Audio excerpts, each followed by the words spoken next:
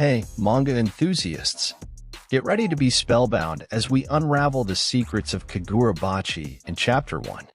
Ever wondered how a legendary swordsmith's legacy intertwines with sorcery and honor?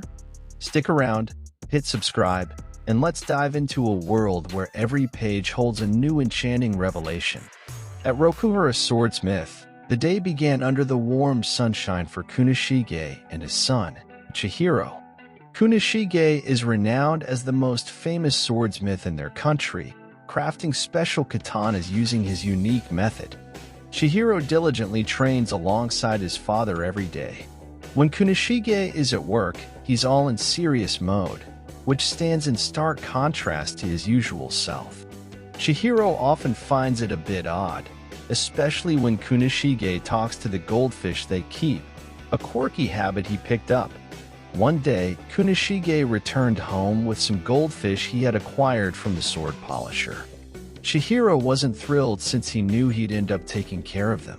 The red goldfish was believed to bring good fortune, the black one warded off evil, and the three-colored one was simply said to be amazing. Handling his father's whims and responsibilities like this sometimes proved to be a handful for Chihiro. While the two were engrossed in their usual casual banter, a familiar face suddenly graced their gathering. Shiba, an old friend of Kunishige, popped in for a visit as he often did. Bringing along some souvenirs, he went into a discussion about the town's ongoing turmoil with Kunishige. In a playful manner, Shiba even sparked a light-hearted height comparison between himself and Chihiro. During this visit, Shiba spoke about Kunishige's fame during the CDI War 15 years ago, where he was considered a hero, as the sword he forged played a crucial role in ending the war. Chihiro had heard this story countless times, along with constant comparisons between him and his father. After Shiba left, Kunishige shared a moment with his son, who had just turned 15, discussing Chihiro's aspiration to become a swordsmith. Kunishige led Chihiro to a room where a katana rested on an altar. It was one of the swords he had forged before Chihiro was born, a weapon used during war. As Kunishige held the katana, he reflected on how katanas, while tools for saving lives, could also be instruments of death. Swordsmiths bore responsibility for the consequences of the katanas they created. In one swift strike, he cut through a bamboo stand before the altar, emphasizing that katanas, in the wrong hands, could take innocent lives. Swordsmiths must always consider this. Kunishige asked Chihiro if he could shoulder the weight of producing and entrusting a katana to someone, knowing the impact it could have. Chihiro, although unsure, was committed to taking on this responsibility. After their talk, Kunishige told his son to get back to work. 38 months later, the Korogumi, a Yakuza organization, is executing the elimination of a group of people associated with a particular movement. Among them was a lone victim, battered and bound. This victim shared how their once peaceful city had descended into chaos following the infiltration of the Korogumi, who resorted to violence and seized control over both land and wealth. The Yakuza boss of this assassination group delivered a sharp slap to the victim while insinuating that a higher power supported their actions. When the victim mentioned the possibility of sorcery being involved, a man wearing a cap, seated on a platform within the building, intervened. He found the victim's words intriguing, and an unusual roots began to emerge near the victim's face. Descending to the victim's level, the man in the cap inquired whether the victim had ever encountered sorcery before. He emphasized that bravery often had its roots in ignorance, as spiky branches began to constrict the victim. Turning his attention to the Yakuza boss, the man in the cap stated that the method used was inconsequential as long as they received payment. Nevertheless, he expressed concerns about the Yakuza boss organization, particularly the upstarts. With a mysterious hand gesture, possibly hinting as a kind of sorcery, he departed, while leaving having some flames in his body as he exited the area. Chihiro was seated on a train heading to a certain city when Shiba approached him. munching on some grilled smelt. Chihiro mentioned they were supposed to meet at the station and couldn't help but wonder how he never seen anyone casually eating grilled fish while walking around.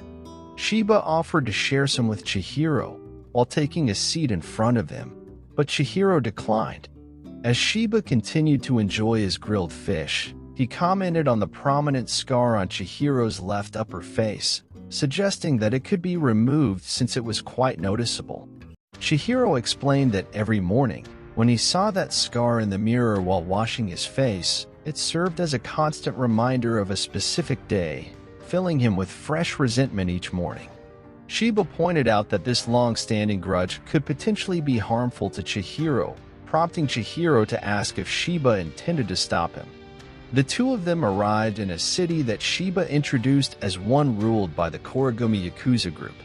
Chihiro inquired if the Yakuza had any connections to a certain group of individuals.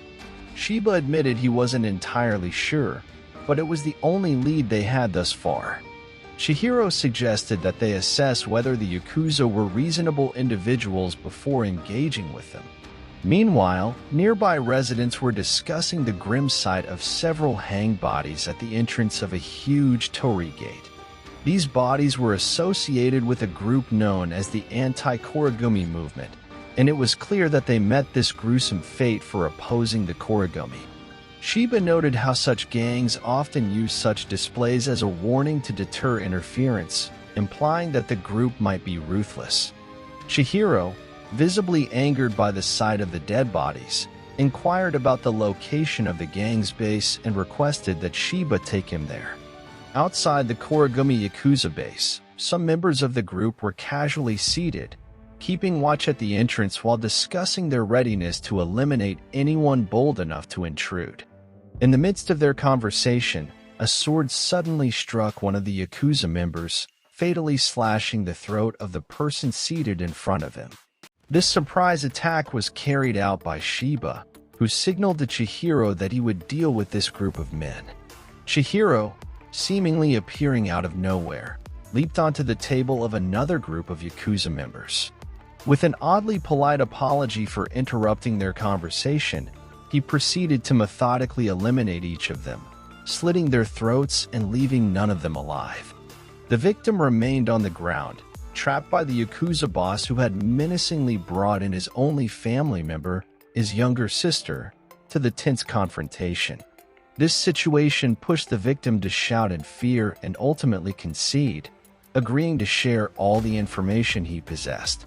However, their conversation was abruptly interrupted when one of the men who had opened the entrance door was suddenly struck down, and another had his hand severed. This unexpected turn of events sent a shiver down the Yakuza boss' spine, as he urgently inquired about the identity of the newcomer. He also raised concerns about the guards stationed outside, unaware that Shiba and Chihiro had already taken care of them a little earlier. In a somewhat playful retort to the boss' inquiry, Shiba called out that his men were indeed slacking off.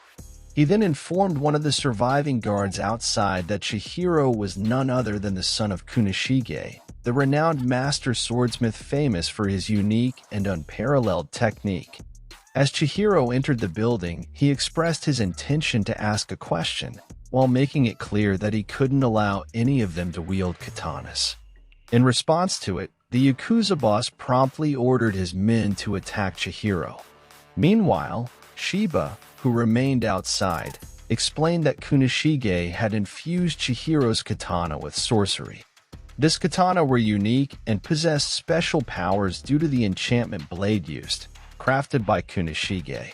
Chihiro, now in a combat-ready stance, firmly gripped his katana and chanted the word "Inten" as he drew the sword from its scabbard. This action summoned a goldfish with 3 colors, its aura merging with the katana. It was the last katana crafted by his father, the one Kunishige had sacrificed his life to create.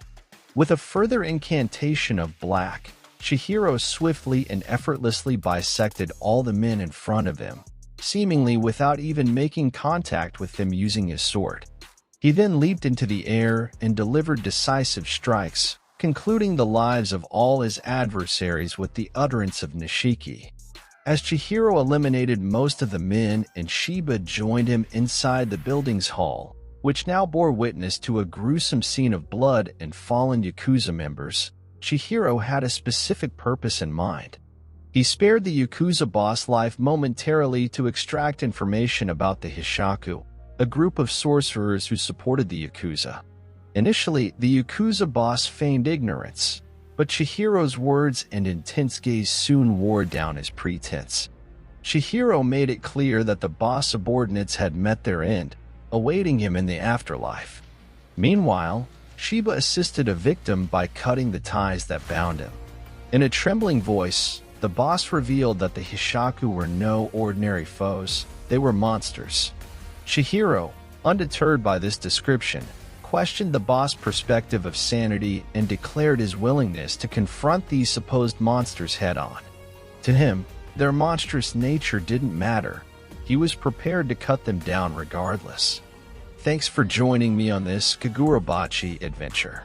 If you enjoyed it, give a thumbs up, share your thoughts below, and hit subscribe for more manga magic. Until next time, happy reading!